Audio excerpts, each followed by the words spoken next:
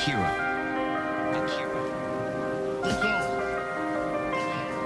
He's got clout. Hi. This is Eric Weinstein. Some of you have questioned why there is a ghostly image on the glass window behind me.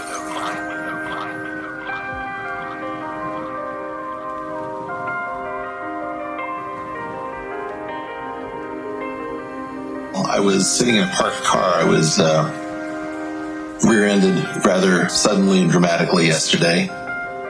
The airbags in the other car went off. I got to thinking about, with all of the things that we do to try to extend life and make life worth living, we forget how fragile it is. Had things been a little bit different, I might have sustained some more serious injuries. I was just put in mind of what really is important to accomplish before we leave this beautiful world. Those two things have me thinking about a topic which is the subject of who that person is and the importance of having an arch-nemesis.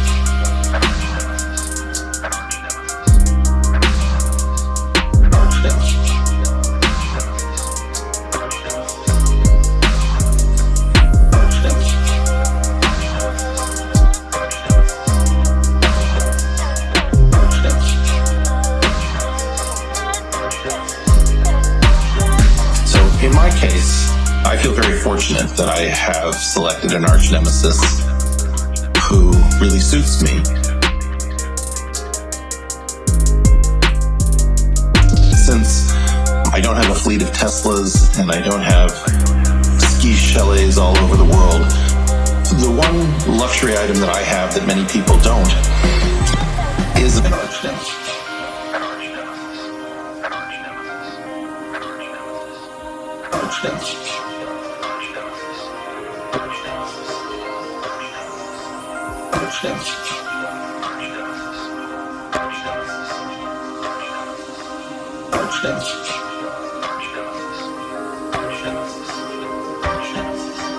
An arch-nemesis is a really important decision in your life. Much like choosing a life partner, or what city you will live in, or what area you will choose in which to build your skills so that you might have a fulfilling profession.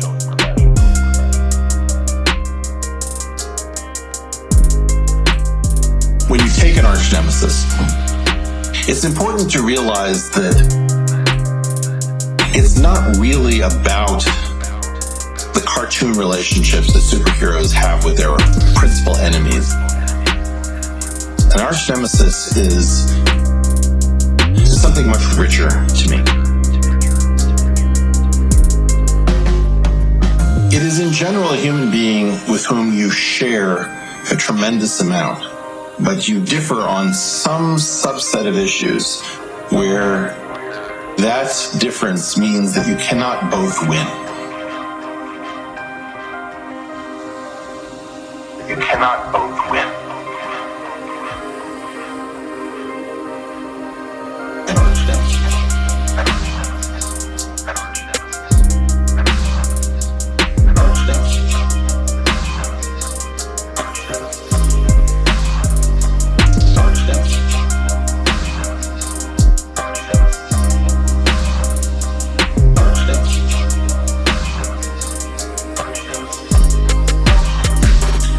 Sympathetic with is the objective of my arch-nemesis. What I find myself divided on is the method by which we are both trying to get to this common destination. So you could think of this, for example, in terms of the civil rights movement, where Martin Luther King and Malcolm X both probably shared many goals, but they probably differed a tremendous amount on the means by which they were willing to get there. And both of them held the other in a great deal of respect, but may have felt sharply different about modalities by which they were interested in getting to that common objective.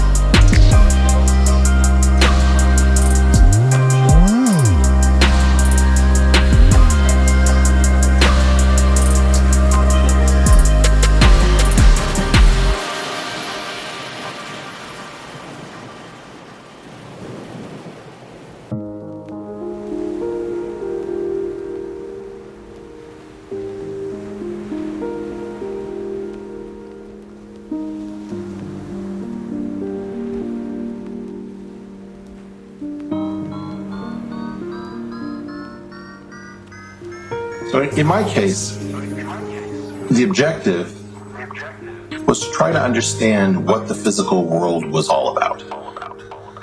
What is this place in which we are having this conversation? What is this strange place that we call reality? The gentleman who is depicted over my shoulder on the glass in dry erase ink is Garrett Leeson. And he was famous, or infamous, several years ago as the surfer dude with the theory of everything. He lives in Maui, has somehow never seemingly really held a job that would lead to a career. He's made a couple of investment decisions which have really worked out. Make sure that he doesn't have to work.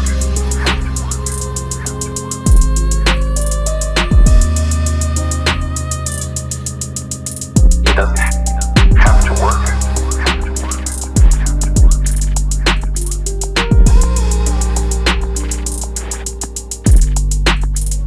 He has a very enviable lifestyle, but he's also willing to live in a van with zero security.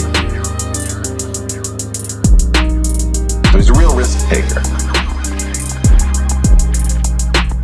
And what's more, he's very interested in an approach to finding a theory of everything, or a theory of reality, if you will, that I think is quite interesting and beautiful. I just don't think it's going to work. I just don't think it's going to work. It's based on a set of symmetries which are called a Lie group. But in his case, the Lie group he chose was also the Lie group that I found most interesting, called E8. And it's a 248-dimensional beast of an object. We can't really visualize it. It is suggestive because of ways in which it combines what you might call regular vector-like objects with exotic spinner-like objects. Think about vectors as what gives you photons, and spinners is what gives you electrons. So somehow vectors and spinners are bound together in this crazy object. And Garrett decided to make that the centerpiece of his attempt to unify physics.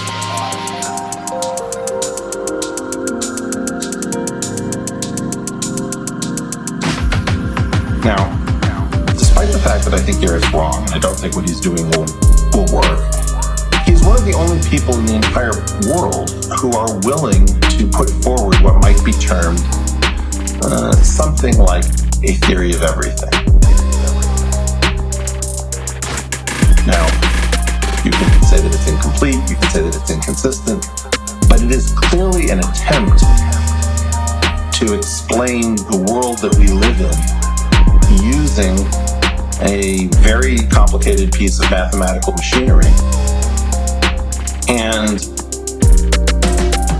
despite the fact that I don't believe that it works or even can be made to work, it is still a direct attempt at resolving the major puzzles of our time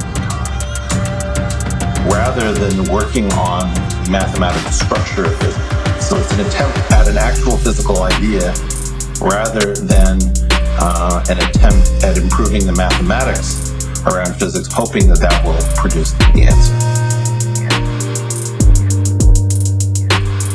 The answer. The answer. The answer. The answer.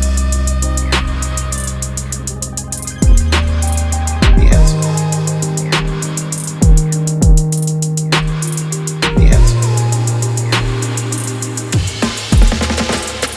The answer.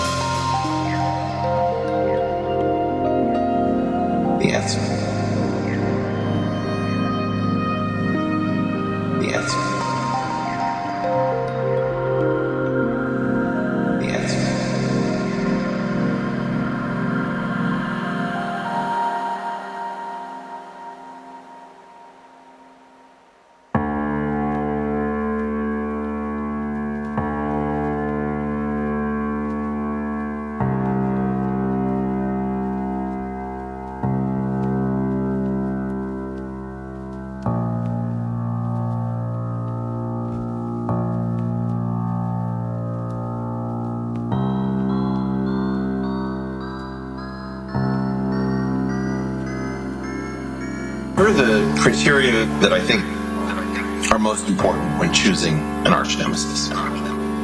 First of all, it should be somebody that you want to see in this world. You should be sad if somehow your arch-nemesis were to meet a bad end. Because you want that person to be with you, competing with you for the long haul.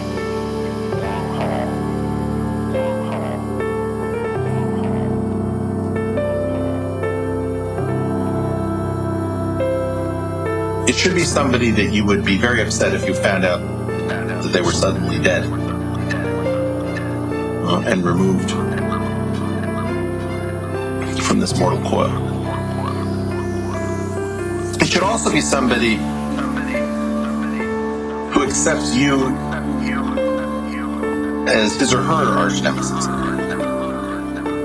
I don't think you should just go about deciding that Elon Musk or Donald Trump is your arch-nemesis if they've never even heard of you, much less they don't obsess about you.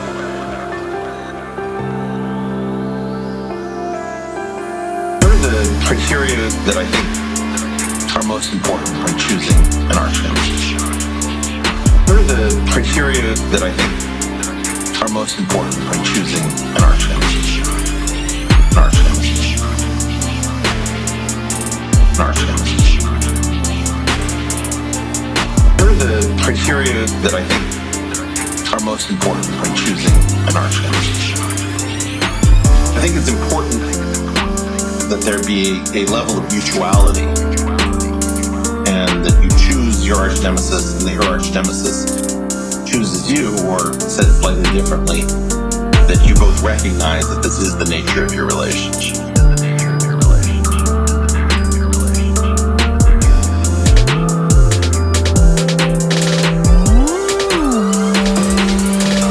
It should also be the case that if you were to lose, you might want them to win.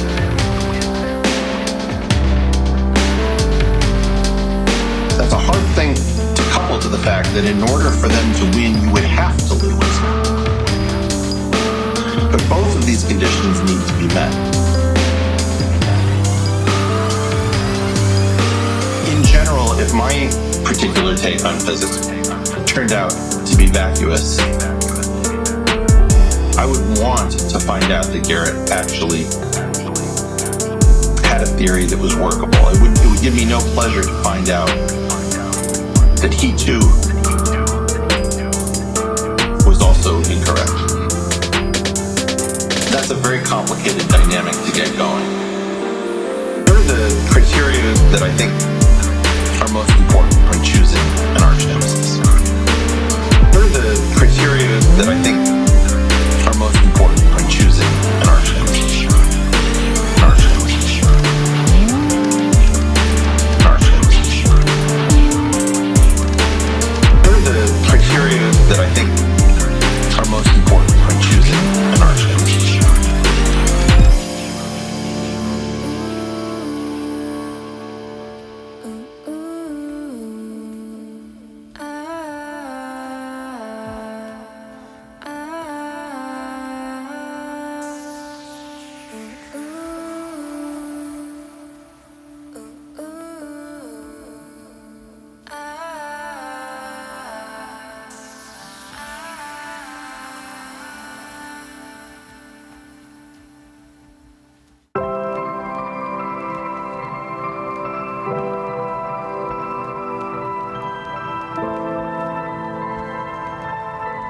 Akira.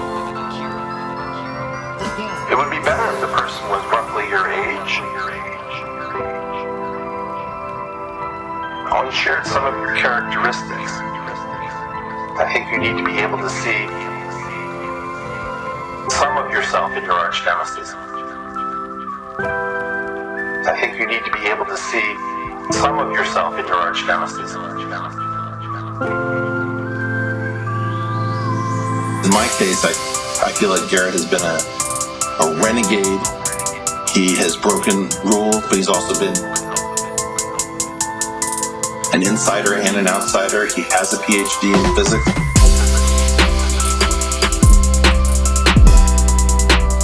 He has been more outside the system. I stayed longer probably in the academic game than he did. There is a sort of a degree of comparability.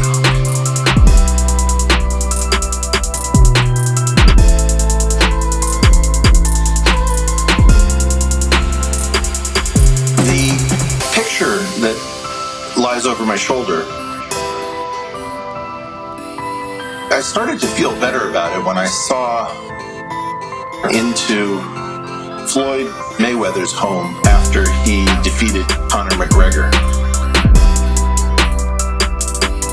There was a photograph taken of Floyd Mayweather with giant pictures of him and Conor McGregor inside of this home. And so the idea that you would actually want to represent your arch-nemesis inside of your personal space, it makes complete sense to me. I think you need to be able to see some of yourself in your arch-nemesis. I think you need to be able to see some of yourself in your arch-nemesis. I think you need to be able to see some of yourself in your arch-nemesis. I think you need to be able to see some of yourself in your arch-nemesis. What I'd like you to think about is whether or not you're ready to choose an arch-nemesis.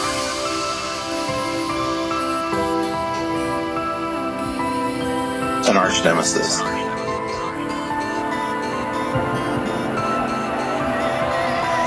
So let that be a motivational decision to propel you to try to keep working on something when you feel discouraged, to use an aspect of competition which is healthy.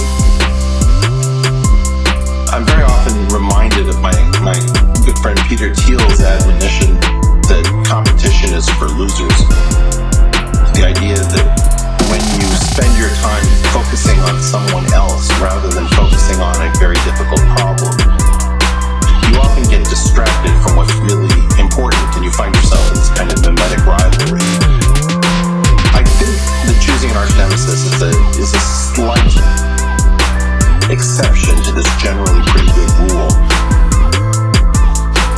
When I get discouraged and I don't feel like looking at physics, it does help me to think about the fact that somewhere out there, Garrett is pitching a wave in the waters off of Maui, thinking about physics and trying to push his theory forward.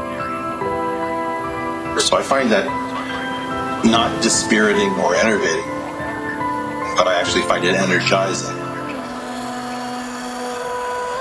I think you need to be able to see some of yourself in your arch-nemesis. Some of yourself in your arch-nemesis. I think you need to be able to see some of yourself in your arch-nemesis. I think you need to be able to see some of yourself in your arch-nemesis.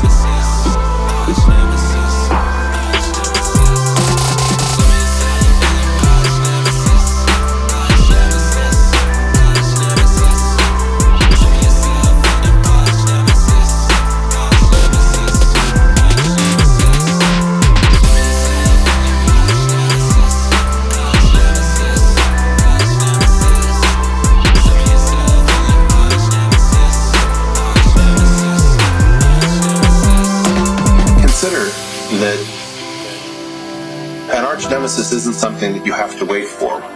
When you find somebody with whom you're competitive, where you have a lot of respect for that person, and you want that person to motivate you over a lifetime, and you feel ready to make this decision, remember you should only choose one, and it should be a long-term relationship.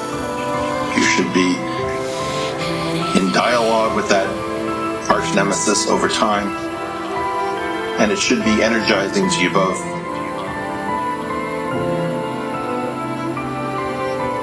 Just want to say, first of all, thank you very much.